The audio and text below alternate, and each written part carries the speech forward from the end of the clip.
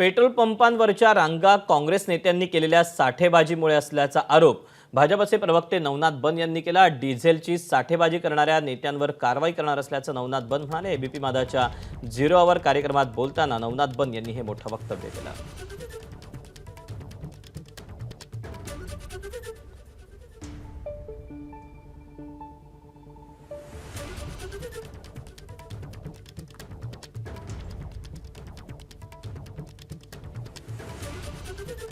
टंचाईचा काही प्रश्न निश्चितपणे महाराष्ट्रातल्या ग्रामीण भागामध्ये निर्माण करण्याचा प्रयत्न केलाय।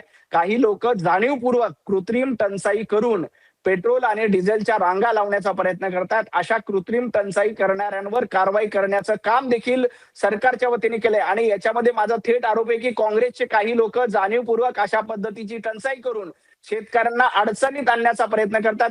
शेतकरी काँग्रेसचे कार्यकर्ते असं म्हणत नाहीत। काही दलालांकडनं, काही लोकांकडनं कृत्रिम पेट्रोलचा आणि डिझेलचा साठा केला जातोय। 2-2 हजार लिटर पेट्रोल डिझेल घरामध्ये साठवून दिलं जातं। अशावर कारवाई करण्याचं काम सरकारच्या वतीनं केलं जाईल।